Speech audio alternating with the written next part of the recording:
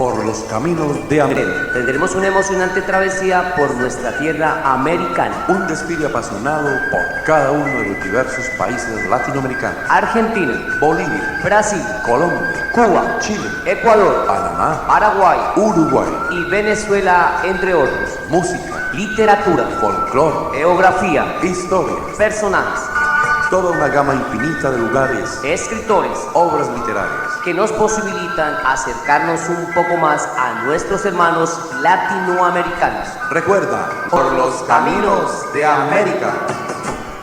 Buenos días, sean bienvenidos a nuestro programa Por los Caminos de América, el programa que se emite desde la ciudad de San José del Guaviare, Puerta de la Esperanza Colombiana, para el mundo a través del dial de Juventud Estéreo 104.7, la única emisora comunitaria que siempre estará de moda en el departamento del Guaviare.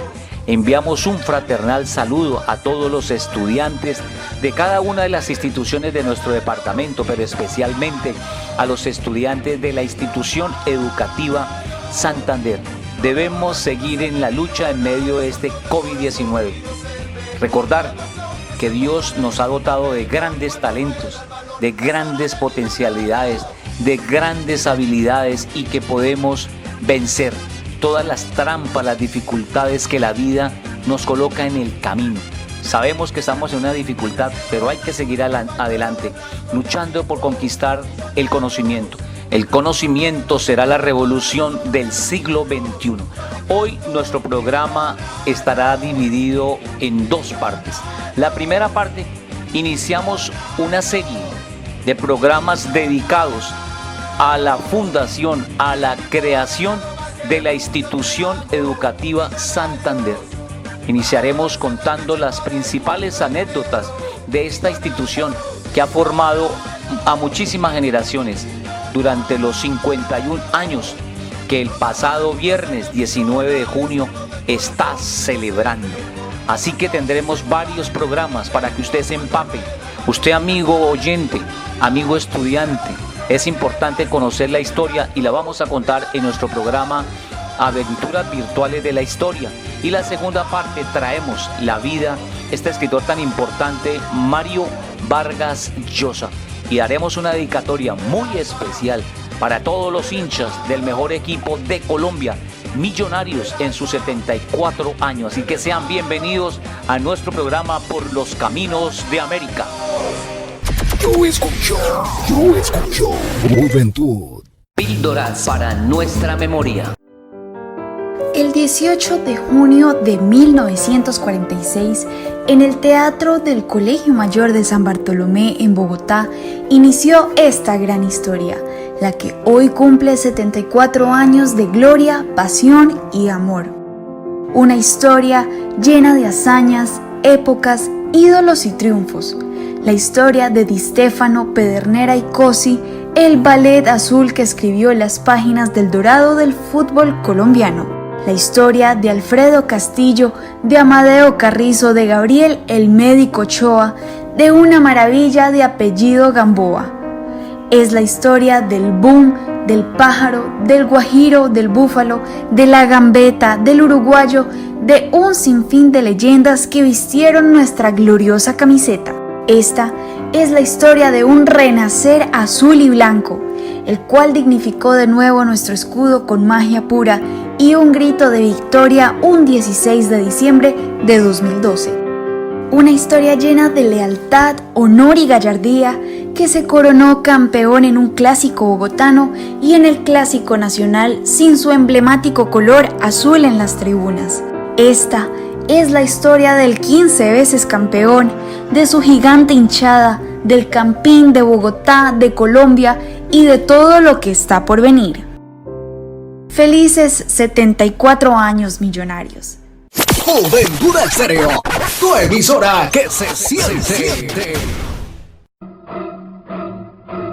Por los Caminos de América presenta Aventuras Virtuales de la Historia. Hoy, la Edad Media. Inicio, características, etapas y aspectos más importantes. Sean bienvenidos a nuestro espacio Aventuras Virtuales de la Historia.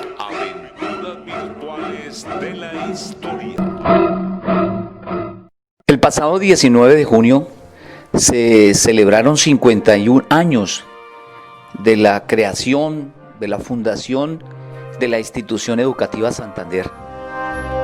A partir del día de hoy haremos una serie para contarle a todos nuestros oyentes y especialmente a los estudiantes de la Institución Educativa Santander la historia de esta institución tan importante en la formación de las futuras generaciones.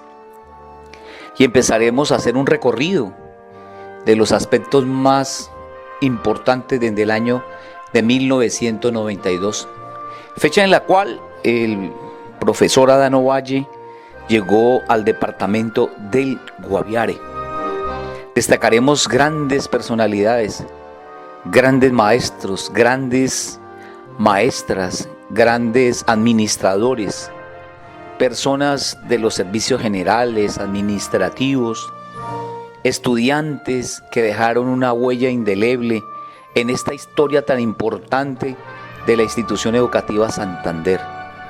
Así que preparémonos para hacer un recorrido histórico de estos 51 años de la Institución Educativa Santander.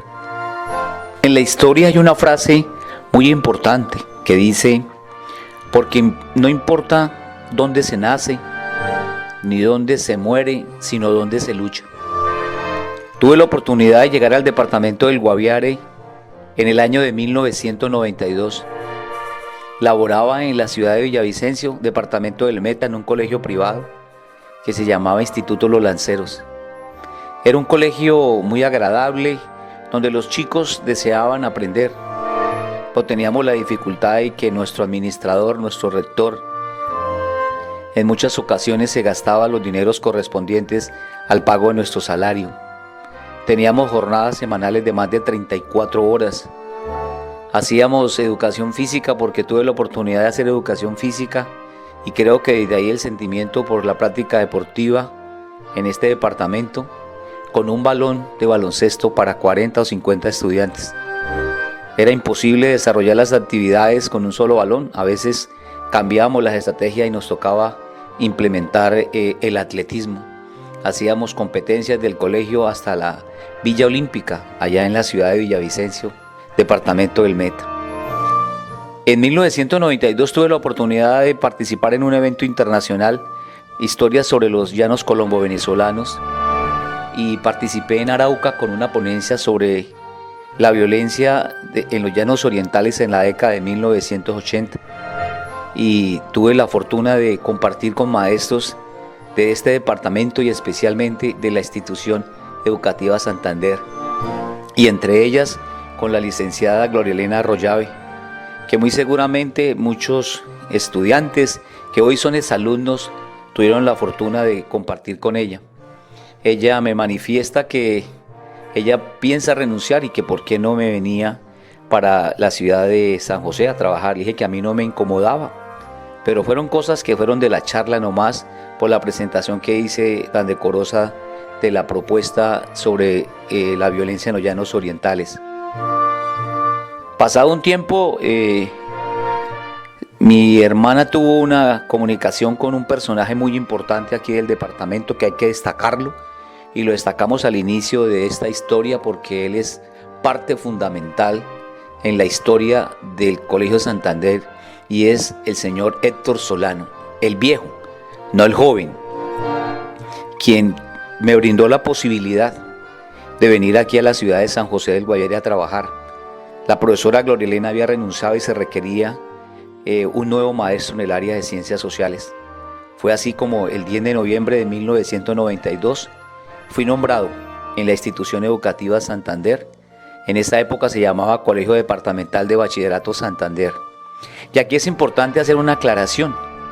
El Colegio Santander lleva el nombre supuestamente del prócer Francisco de Paula Santander, pero las versiones originales, especialmente contadas por don Hernando González Villamizar, que en paz descanse, que es el fundador de esta institución, el nombre Santander deriva del departamento donde él nació, del departamento de Santander. Sería interesante hacer una reflexión para ello, porque el colegio de nosotros se llama Santander y sin embargo tiene como símbolo a Francisco de Paula Santander. Se debió haber llamado Colegio Francisco de Paula Santander. En 1992 llegué a esta ciudad con muchos temores, pero por parte de mi familia, que decían que esta ciudad era muy peligrosa, que la guerrilla vivía en las calles, que la gente tenía que andar con machete para matar las serpientes porque esto era selva. Esas son las cosas que a veces la gente desconoce.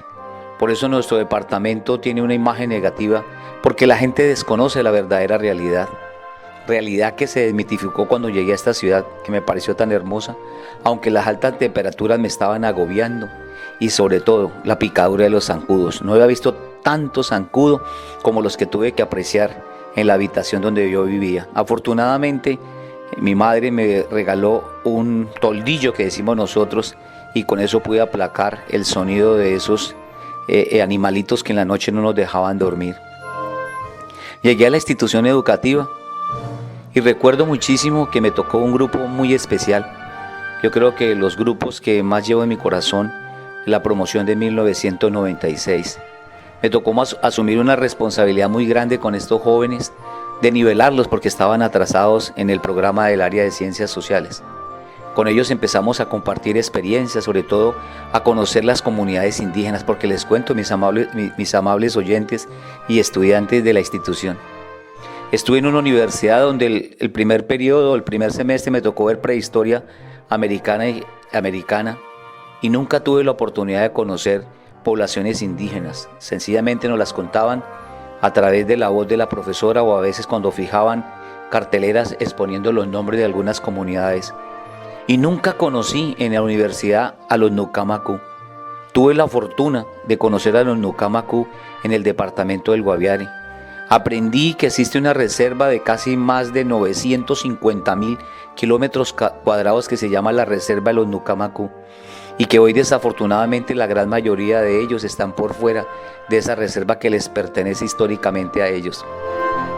Vine a conocer comunidades indígenas como la comunidad del Refugio, como la comunidad de Panoré, la comunidad de Asunción en el municipio del Retorno, porque a estos jóvenes les gustaba la aventura, les gustaba salir, y los padres de familia de la época nos apoyaban. No teníamos dificultades como las del día de hoy. Lamentamos muchísimo que hoy algunos padres crean que el salir a hacer prácticas es algo que va en contravía al proceso de formación. Las prácticas son fundamentales, la teoría se tiene que complementar con la práctica. Fueron épocas muy importantes de un respaldo abierto por parte de los padres de familia a la gran mayoría de los maestros que integramos esta institución educativa. Por eso recuerdo con mucho agrado a la promoción de 1996. Hoy la gran mayoría son excelentes profesionales, con los cuales comparto abiertamente porque seguimos teniendo una relación de amistad muy valiosa. Cuando llegué estaban haciendo un bazar, el colegio realizaba bazares para obtener fondos muy importantes para financiar actividades, muy seguramente también para financiar las excursiones de los jóvenes. Estamos hablando de una época donde todavía se guardaba en el imaginario colectivo la bonanza coquera y mucha gente pues tenía dinero y respaldaba a los jóvenes. Hicieron un bazar frente a donde queda hoy la Procuraduría, donde está una empresa de teléfonos. Antiguamente funcionaba Telecom. El medio de comunicación que teníamos en ese momento eran los famosos telegramas, donde por lo regular escribíamos poquito porque nos cobraban de acuerdo a las letras. Se hizo ese bazar y tuve la fortuna de compartir con esos estudiantes que les he contado. Y al otro día tuve una amonestación por parte del coordinador de disciplina, nuestro amigo Célimo Aguirre. Me dijo: profesor, eso aquí está prohibido, que usted se mezcle con los estudiantes. Yo le dije: del departamento donde vengo, nosotros los maestros compartimos con los estudiantes y no nos es vergonzoso compartir con ellos al son de una cerveza. Además, ustedes estaban patrocinando porque organizaron un evento donde se le vendía trago, cerveza a los estudiantes. Ahí empecé a conocer a mi gran amigo Célimo Aguirre, que fue coordinador durante mucho tiempo en la institución educativa Santander. Ya se encuentra pensionado, pero fue una persona muy valiosa. en esta institución educativa que está conmemorando 51 años. También tuve la oportunidad en la primera semana de conocer a mi gran amigo Jairo González García, compañero dedicado a toda la práctica deportiva. Me invitó a jugar un partido de fútbol en las horas de la tarde con estos jóvenes. Pues yo no soy el Maradona ni el Messi actual, pero no soy tan tronco como decimos en el argot. Desde ahí empezamos a hacer una amistad muy valiosa con Jairo González y con mi gran amigo, el otro gran amigo, mi amigo John William Betancourt, profesor también de educación de física, excelente jugador de fútbol. En los primeros años era un excelente jugador. Con el pasar del tiempo uno va perdiendo las habilidades, pero él no deja de ser excelente jugador. Iniciamos una amistad muy valiosa que nos ha permitido hasta la fecha poder disfrutar de eventos deportivos, de estar en juegos intercolegiados, de estar en juegos intramurales, de participar en los juegos magisteriales. Creo que esa amistad ha sido muy valiosa. Por eso a veces uno le dice a los chicos, hay que generar buenas amistades al interior del salón de clase. La etapa más importante de cualquier estudiante es la etapa del colegio. Uno hace grandes amistades como también hace grandes enemistades. Y ese periodo tan importante de nuestra vida nunca se nos va a olvidar. Por eso la importancia, la invitación que le hago a los estudiantes que hoy muy seguramente están escuchando nuestro programa, y es que hay que valorar el conocimiento. Tenemos que luchar por ser excelentes personas, por ser ciudadanos de bien. Aprovechemos nuestras clases. Aprovechemos al maestro. Todos los maestros son diferentes, actúan de manera diferente, responden de manera diferente, sus metodologías son totalmente diferentes, pero no dejan de ser maestros. Usted, compañero estudiante, no puede, como dice el profesor de historia en la universidad, no le podemos pulsear al maestro. Entonces, si es buena gente, nos aprovechamos de él, y si él es exigente, nos comportamos muy bien. Uno debe actuar de la misma manera en cualquier escenario. Y eso lo hemos aprendido en esta institución tan importante, a la cual le vamos a dedicar varios programas. Creemos que le vamos a dedicar varios programas porque estamos convencidos que 51 años de historia no pueden pasar sin pena ni gloria. Hoy estoy contando de viva voz, 28 años contaremos de esa historia tan grandiosa, de esta institución del departamento del Guaviare. Así que, dos amigos grandes, Jairo González García, John William Betancourt, fueron los que me dieron el apoyo. Me vinculé a la parte deportiva, aprendí a ser juez de baloncesto, participé en torneos nacionales representando al departamento del Guaviare. ¿Y todo por qué? Por el apoyo que me dio ese gran amigo Jairo González García, que de antemano le envío un abrazo fraternal allá en la ciudad de Bogotá, Distrito Capital, con su familia. Sabemos de antemano que las huellas que ha dejado este compañero, no solo en la institución educativa, sino en todo el departamento del Guaviare, en el departamento del Baupés, es grande, y la gente no podrá olvidar la labor que él hizo en el ámbito deportivo. Logró hazañas grandísimas que hoy no han podido ser superadas por otros entrenadores, y especialmente entrenadores de baloncesto. 1992 fue el inicio de mi trabajo como maestro en la institución educativa Santander. Cuando llegué, encontré el apoyo del rector, de mi gran amigo Arturo Martínez Jurado. Hoy vive en el eje cafetero, él es del eje cafetero. Nos brindó un apoyo, y creo que por ser licenciado en Ciencias Sociales, encontró un buen apoyo. Un apoyo en el trabajo que yo hacía, y a él le debemos el lugar donde hoy se encuentra el Muro de las Lamentaciones, un lugar que se convirtió en el espacio para la crítica, para el pensamiento, para que los chicos hagan sus murales, para que los profesores de las diferentes áreas hagan sus murales, sobre todo cuando se celebran los eventos que les corresponde a cada una de las asignaturas. Y ese muro se inició desde el año de 1994, con ese grupo con el cual inicié mis clases acá en el departamento del Guaviare. El fondo de ese muro, la base, tiene varillas, porque en ese momento iniciaron las obras de construcción de la parte que le hace falta al Colegio Santander, el ala B, que decimos nosotros, desde el salón número 16, donde hoy trabaja mi gran amiga, la profesora Flor María Beltrán. Aprovechamos las varillas que nos regalaron los maestros y construimos ese muro. Los mismos estudiantes lo pañetaron. Hicimos el diseño para que fuera un espacio de encuentro. Y en el año 2016, esa promoción, después de haber cumplido 20 años, estuvo nuevamente en ese muro. Rayaron, hicieron frases alusivas a 20 años de una historia muy importante que hoy estamos contando en nuestro programa Por los Caminos de Américo, y en esta sesión tan importante que se llama Aventuras Virtuales de la Historia. En 1994 tuve la oportunidad de ser primer director de un grupo de 11. ¿Por qué hago alusión a este grado de 1994? Primero porque para ser un grado importante implicaba ser el mejor a nivel académico. En esa época la coordinadora sacaba las estadísticas periódicas sobre los mejores cursos y había una rivalidad entre el grado 11A y el grado 11B. Yo era el director de grado 11B y nos propusimos ser en el primer periodo el mejor grupo y lo logramos. 1994 esta promoción se caracterizó junto con la de 11A de disputar los primeros puestos. Y en ese año, en 1994, se hizo el concurso para el diseño de la bandera, sí señor, de la actual bandera que tiene la institución educativa Santander. Un concurso que convocó la institución educativa y que coordinó la licenciada Blanca Mary Pozo, y la estudiante Dorian Camacho Manjarres se ganó ese concurso. Ese diseño de la bandera corresponde a 1994. Y la gente se pregunta cuál es el significado de esa bandera. Primero que hay que decirle que la bandera está integrada por 5 franjas de color verde y de color blanco. 3 franjas verdes que significan la riqueza de la biodiversidad de la Amazonía. Nos hallamos inmersos en el departamento del Guaviare, rico en biodiversidad y de contar con la mayor reserva del planeta, que es la Amazonía. Los colores blancos significan la paz que se tiene que promover inicialmente de las instituciones educativas y la paz que debe tener Colombia.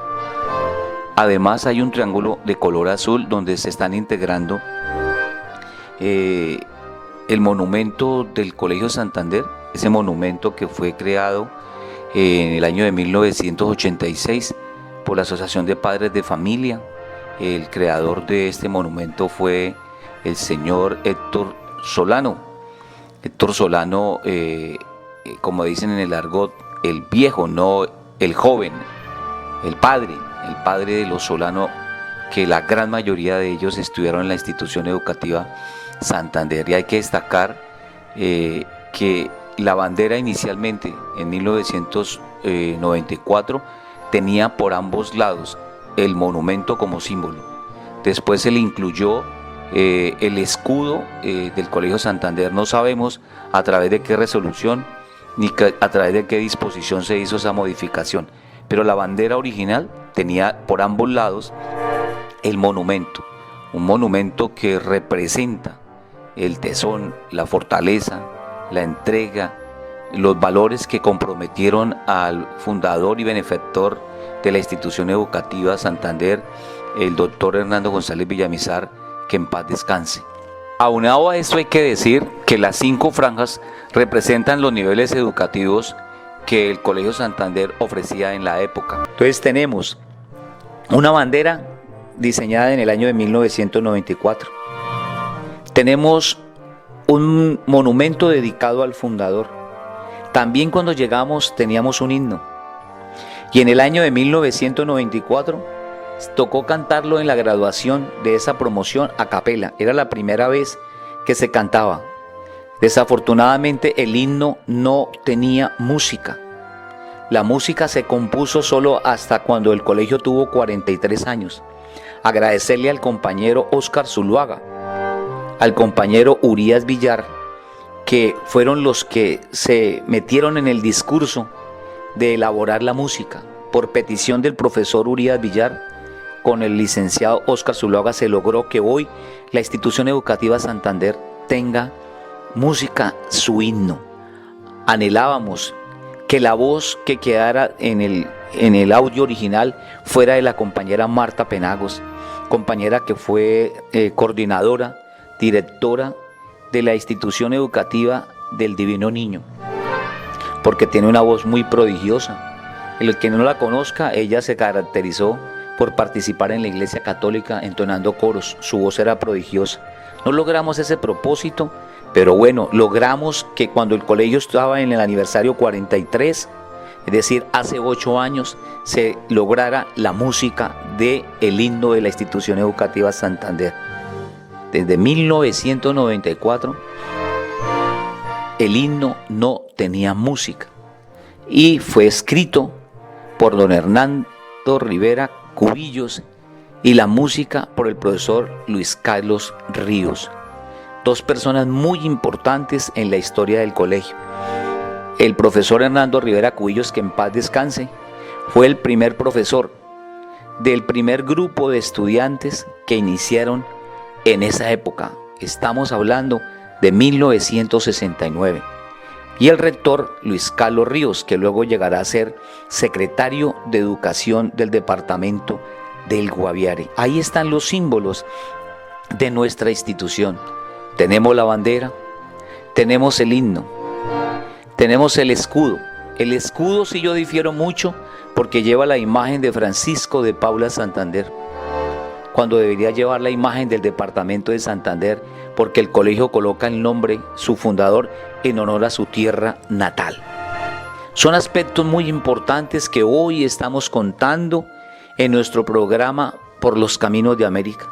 Continuaremos en nuestro próximo programa contando situaciones muy importantes, anécdotas vividas por esa generación de maestros que hoy no están en nuestra institución, pero que dejaron huella en muchas generaciones, excelentes profesionales que hoy reconocen el valor de haber estudiado en la institución educativa Santander. Juventud Estéreo.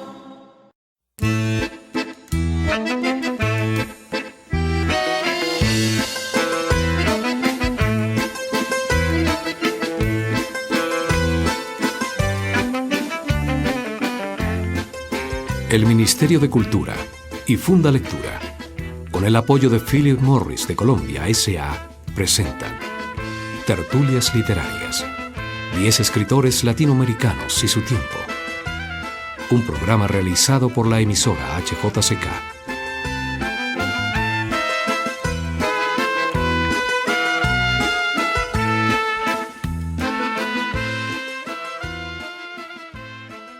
La mejor biografía de un escritor es la biografía de sus libros. En ellos ha puesto lo mejor que tenía y a veces también lo peor que vivió. Uno escribe a partir de las experiencias que más lo han marcado y esas experiencias muchas veces no son las mejores sino las peores. Al mismo tiempo, detrás de cada libro pues hay por supuesto dolores de cabeza, pero también inmensas satisfacciones. La satisfacción que da el concluir una obra que se ha ido gestando a lo largo del tiempo, desde una nebulosa hasta al fin, al cabo de los meses y los años, convertirse en una historia compacta, con personajes que tienen sus propias vidas, donde unos destinos se trenzan con otros hasta constituir esa realidad ficticia que es una novela. Quien así define la labor de un escritor es Mario Vargas Llosa, el brillante escritor peruano en cuya compañía haremos un recorrido por su vida y obra. Porque si hay algo que define a Mario Vargas Llosa, es su vocación de escritor y un ejercicio fiel a ese propósito a lo largo de toda su vida. Una vocación que, como confiesa en sus memorias, El pez en el agua, nació casi como una rebelión contra la autoridad paterna y pronto se convirtió en la temprana certeza de que su destino estaba marcado por el ritmo del tableteo de una máquina de escribir. Pero no nos adelantemos a los acontecimientos. Mejor comencemos por referirnos a sus primeros años de infancia. Jorge Mario Pedro Vargas Llosa nació el domingo 28 de marzo de 1936 en la ciudad peruana de Arequipa. Sus padres, Ernesto Vargas Maldonado y Dora Llosa Ureta, ya estaban separados cuando vino al mundo y no conocería a su padre hasta los 10 años de edad. Hasta ese momento su crianza había estado rodeada de mujeres. Fue un niño sumamente travieso, engreído, mimado e inocente. ¿Acaso esa ausencia paterna marcaría de manera definitiva la obra del escritor que un año después de conocer a su padre se mudó a Cochabamba, Bolivia, en donde pasó los siguientes 9 años de su vida? Y es que las mujeres forman parte fundamental de la obra de Vargas Llosa, tal como lo veremos en el curso del programa.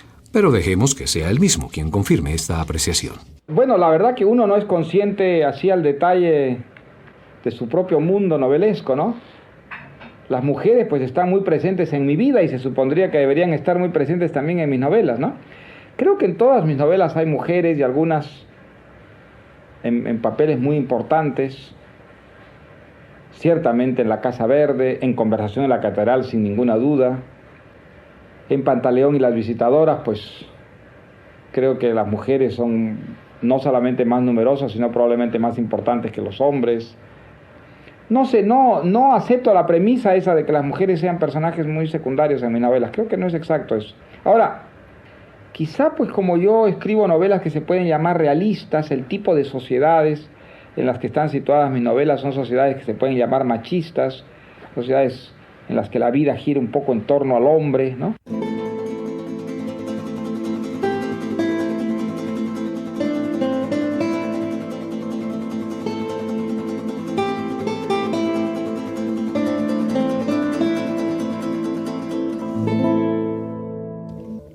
Corría el año de 1946 y Mario Vargas Llosa se traslada una vez más a Perú. Allí volvería a ver a su padre Ernesto. Él entró a su vida como un torrente de autoridad al que Vargas Llosa no estaba acostumbrado tras años de vivir junto a su madre. La preocupación de su padre por su educación hace que el joven entre al Colegio Militar Leoncio Prado, en donde años después situará su novela La ciudad y los perros. Esta circunstancia le hizo descubrir pronto algo que él mismo suele considerar como segundo gran móvil de su existencia, el ansia de libertad. Vargas Llosa volvería a enfrentar a su padre tras la decisión de estudiar Letras y Derecho en la Universidad San Marcos de Lima. Letras por vocación y Derecho por resignadas razones alimenticias. Su ingreso a esta universidad fue una manifestación de rebeldía. Con tan solo 18 años, el joven hace su primera declaración de guerra a la autoridad de su padre, casándose con su tía política Julia Urquidi, 10 años mayor que él. Todas estas incertidumbres aparecen en su novela La tía Julia y el escribidor, publicada en 1977, y en la que con ironía Vargas Llosa nos retrata un mundo lleno de humor y precariedad en donde la vocación quiere imponerse a la vida cotidiana. Pero, ¿cómo nace en él la vocación de escritor? Bueno, comencé escribiendo, no recuerdo exactamente a qué edad, ¿no?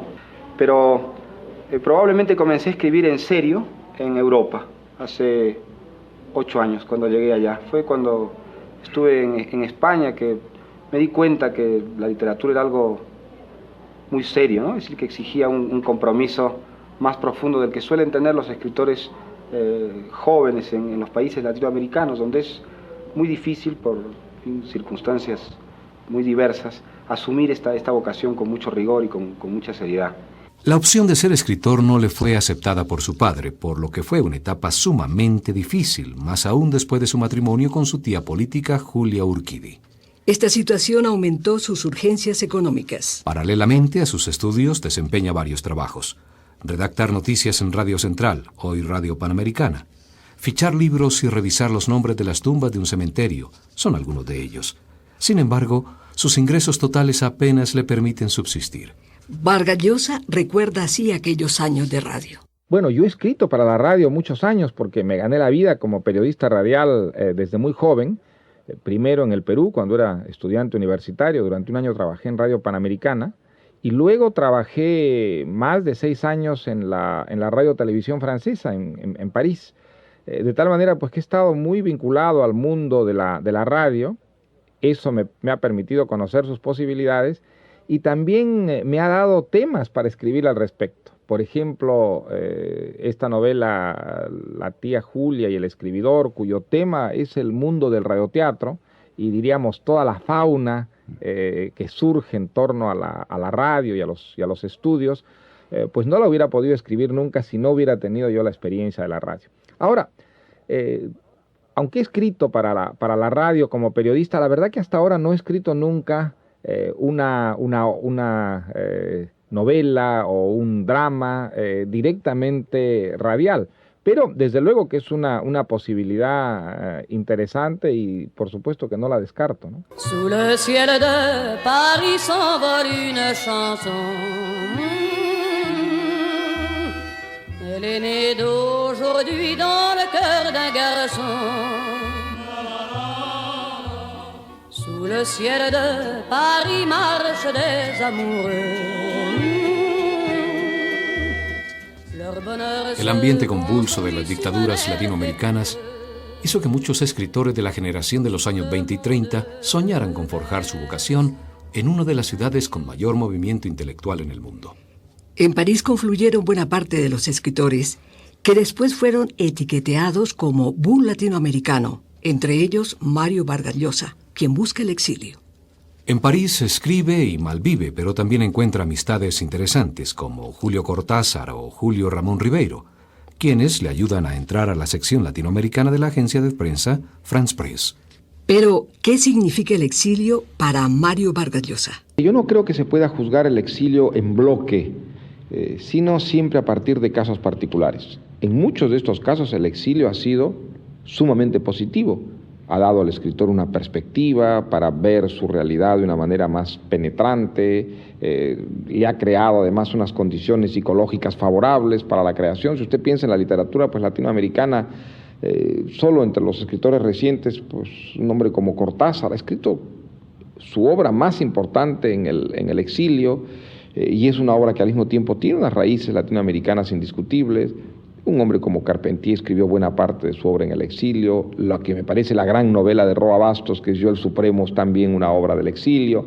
Creo que se podría continuar innumerablemente la lista de escritores a los que el exilio, en fin, no los ha perjudicado, sino al contrario, ¿no? Les ha servido literariamente. Ahora, no es el caso general, es decir, hay escritores a los que creo que el exilio ha afectado profundamente, ¿no? En 1959, Mario Vargas Llosa gana una beca para hacer un doctorado en la Universidad Complutense de Madrid y le es otorgado el premio Leopoldo Alas por su libro Los Jefes. En 1963 aparece La ciudad de los perros, su primera novela, que le valió el premio Biblioteca Breve de la editorial Seix Barral. Esta es tal vez una de las novelas más emblemáticas de Vargas Llosa. Antes de darle nombre definitivo, intentó 3 títulos diferentes para ella: Los impostores, La morada del héroe y La ciudad y la niebla. Pero finalmente, por consejo de un amigo, la publicó con el nombre que hoy se conoce en todo el mundo. Hasta el momento en que ganó el Rómulo Gallegos en 1966 por la novela La Casa Verde, La ciudad de los perros ya llevaba 8 ediciones. Pero, ¿cómo vivió él aquellos momentos de gloria? Yo jamás me imaginé que mi libro alcanzaría una difusión así. Yo partía de la experiencia de los escritores peruanos, ¿no? Que siempre han tenido grandes problemas, no para ser leídos, sino para poder ser editados, ¿no? La mayor parte han tenido que editarse sus libros de sus propios bolsillos. Entonces, en realidad, el primer sorprendido con lo que ha ocurrido con mis libros soy yo mismo. Brasil 1964 se produce el golpe de Estado contra el presidente Goulart y se da inicio a la dictadura anticomunista del mariscal Castelo Branco, seguida por otros gobiernos militares de derecha. Ese año de 1964, Vargas Llosa regresa al Perú. Se divorcia de su tía política Julia Urquidi e inicia la investigación para su segunda novela, La Casa Verde. Un año después se casa con su prima Patricia Llosa. La Casa Verde transcurre en su Piura natal y en la selva. El siguiente es un fragmento. En el extremo norte de la ciudad hay una pequeña plaza. Es muy antigua y en un tiempo sus bancos fueron de madera pulida y de metales lustrosos. La sombra de unos algarrobos esbeltos caía sobre ellos, y a su amparo los viejos de las cercanías recibían el calor de las mañanas y veían a los niños corretear en torno a la fuente, una circunferencia de piedra, y en el centro, en puntas de pie, las manos en alto como para volar, una señora envuelta en velos de cuya cabellera brotaba el agua. Ahora los bancos están resquebrajados, la fuente vacía, la bella mujer tiene el rostro partido por una cicatriz y los algarrobos se curvan sobre sí mismos moribundos. A esa placita iba a jugar Antonia cuando venían los Quiroga a la ciudad. Ellos vivían en la hacienda de La Huaca, una de las más grandes de Piura, un mar al pie de las montañas. 2 veces al año, para la Navidad y para la procesión de junio, los Quiroga viajaban a la ciudad y se instalaban en la casona de ladrillos que forma esquina precisamente en esa plaza que ahora lleva su nombre.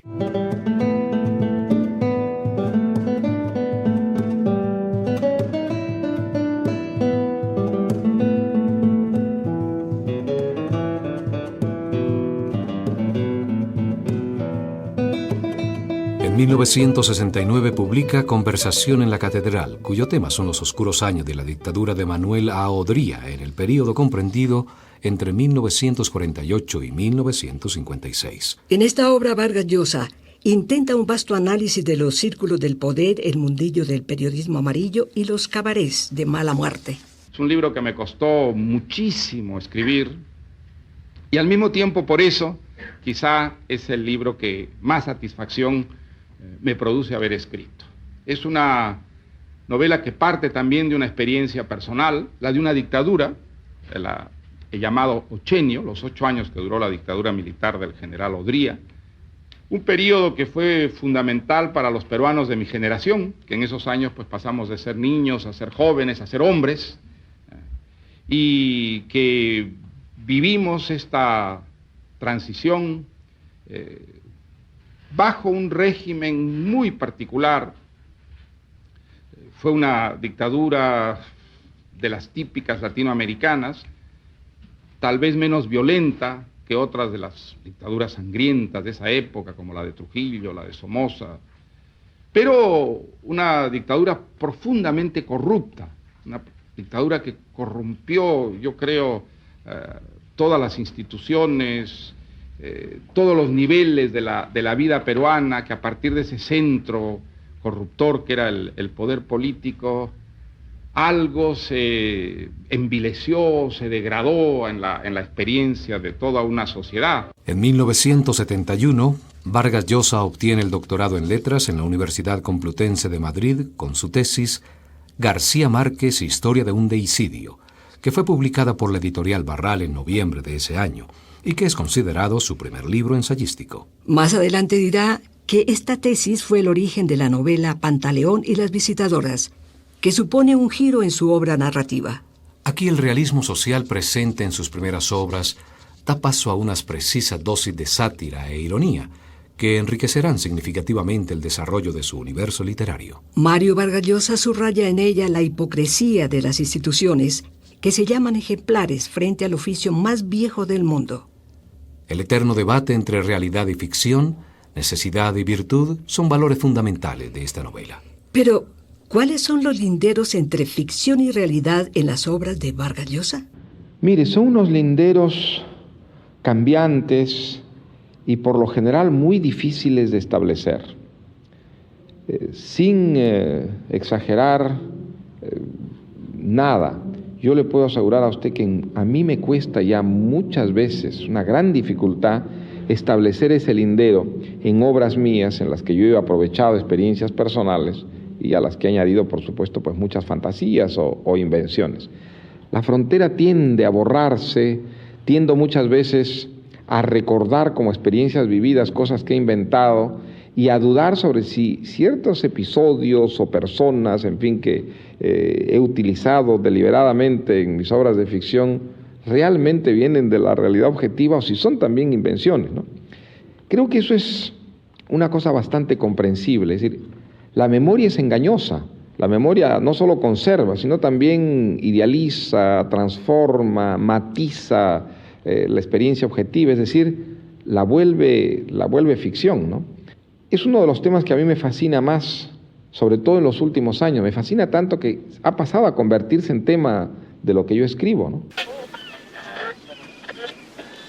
Buenos Aires, 1981. El 15 de octubre se reúnen por primera vez las madres de la Plaza de Mayo.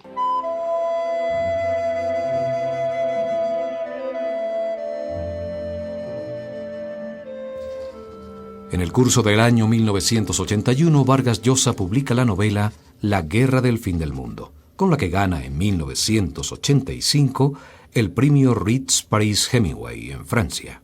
La Guerra del Fin del Mundo es una recreación de un episodio real ocurrido en las postrimerías del siglo XIX en el noroeste brasileño conocido como la Rebelión de Canudos.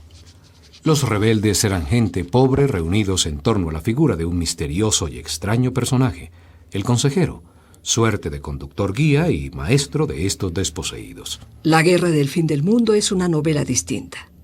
¿Por qué? Bueno, La guerra se diferencia de mis otras novelas, primeramente en que es un libro que no está situado en el Perú y cuyos personajes no son peruanos. Yo nunca pensé que escribiría una novela de tema no peruano.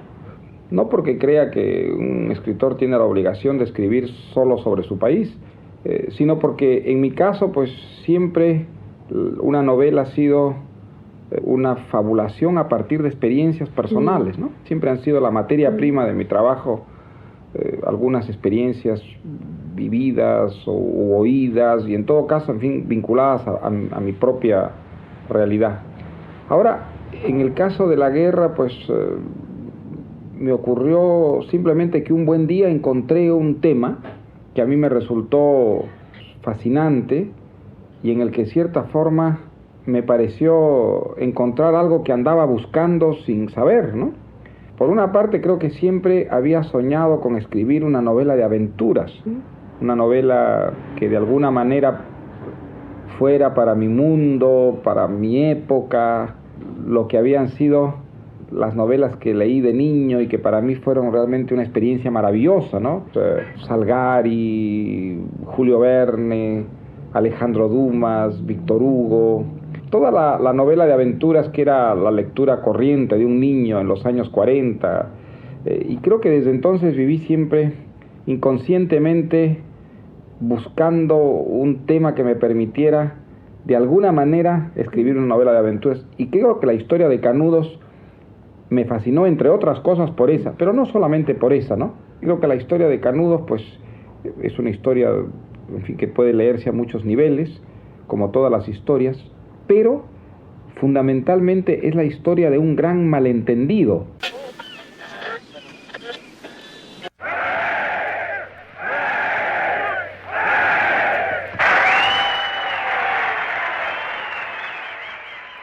Uruguay 1983. El 27 de noviembre se produce la mayor manifestación en la historia de ese país. Se reunieron en Montevideo unas 400.000 personas para protestar en pro de la democracia, la libertad y el derecho al trabajo. En 1984 se publica su novela Historia de Maita. Esta novela nació en París en 1962, cuando el escritor conoce la historia de una frustrada insurrección armada en Jauja, un pueblito de la sierra peruana. En ella, Vargas Llosa reconstruye a través del testimonio de quienes le conocieron la historia del trotskista Alejandro Maita, protagonista de una intentona revolucionaria en 1958 y preso luego de diversas veces en circunstancias confusas.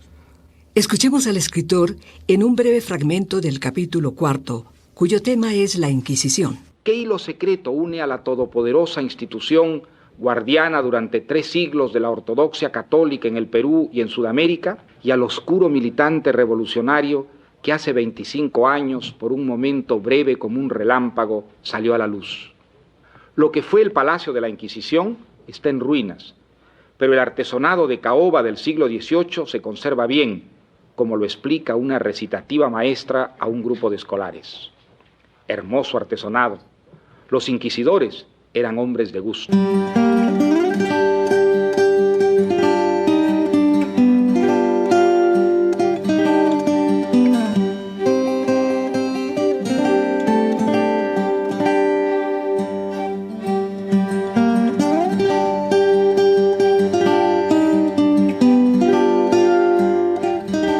En 1988 publica su novela Elogio de la madrastra, novela en la que incursiona en la escritura erótica y donde sus personajes viven en un ambiente de aparente armonía, pero siempre cayendo en el juego de la apariencia.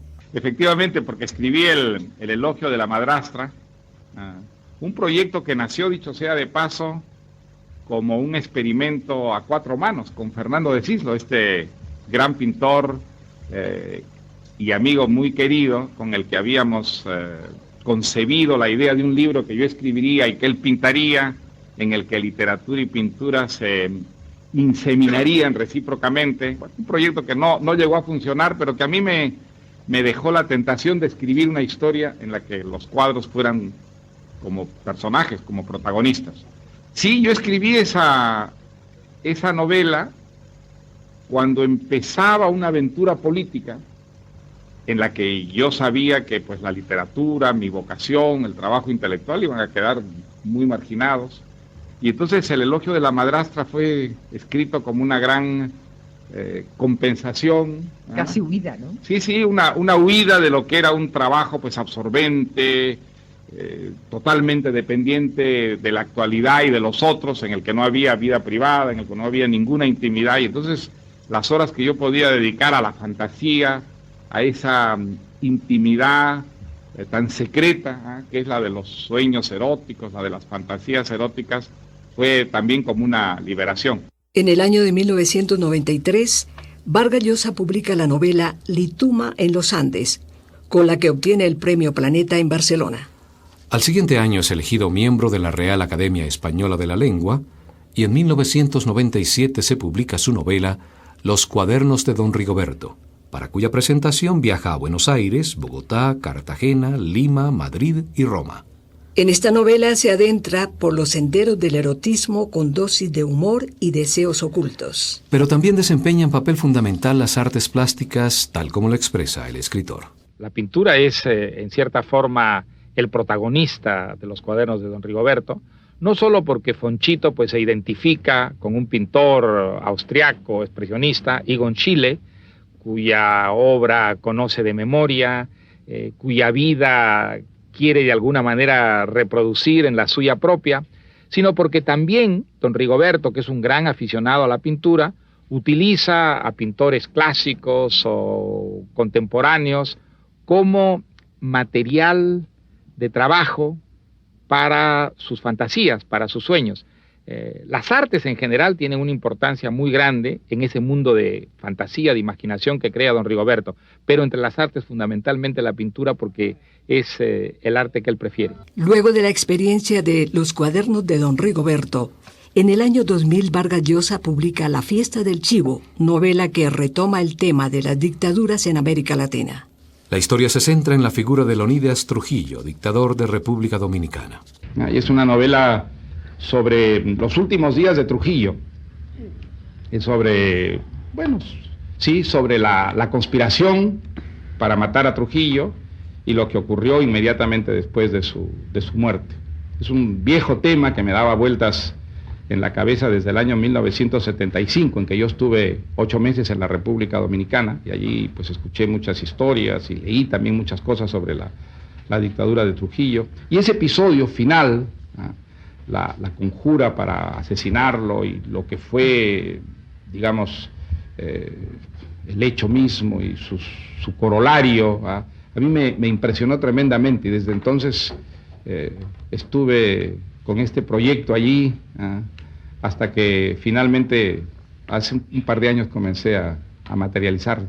Mataron al chivo en la carretera, mataron al chivo en la carretera, déjenmelo ver, déjenmelo ver, déjenmelo ver, mataron al chivo y no me lo dejaron ver. El 2002 fue un año que Vargas Llosa dedica a la investigación y trabajo de su novela El paraíso en la otra esquina. Aquí recrea la vida de Flora Tristán, una mujer que representó las luchas emancipadoras y feministas del siglo XIX. En El paraíso en la otra esquina, también rebusca en los sueños de su nieto, el pintor Paul Gauguin, que anheló la libertad lejos de los aires de la civilización.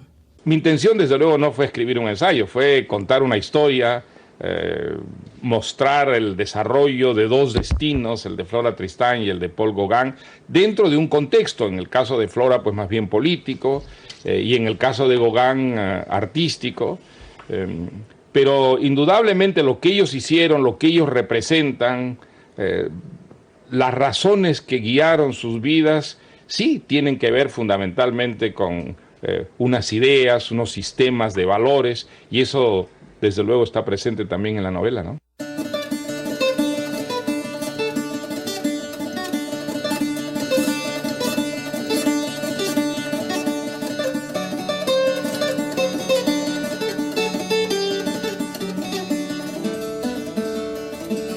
Este fue a grandes rasgos un repaso por la vida y la obra de Mario Vargas Llosa, durante el cual descubrimos muchos aspectos de su pensamiento, tanto intelectual como político.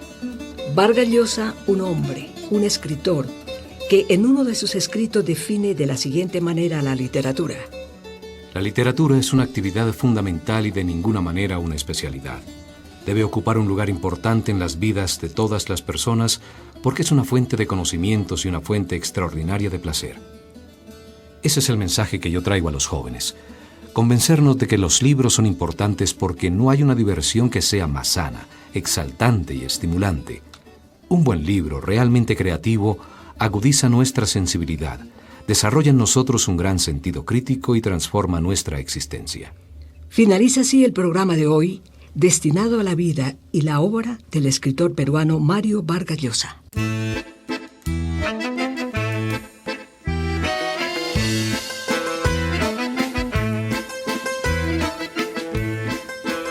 Tertulias Literarias es un programa de promoción de lectura del Plan Nacional de Lectura y Bibliotecas.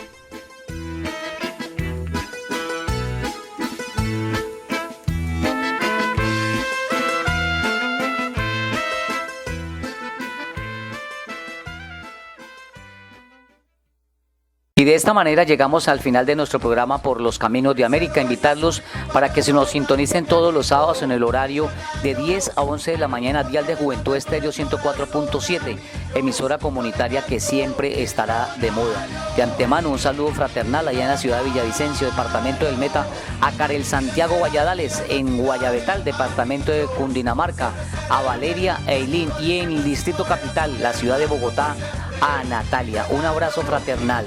Que sigan en la lucha en medio de esta pandemia del COVID-19. Esperamos que sigan disfrutando de este hermoso sábado. Que Dios los bendiga a todos y a todas. Todos los días, acompáñate con la radio comunitaria. Con la radio comunitaria. Juventud Estéreo. Juventud Estéreo.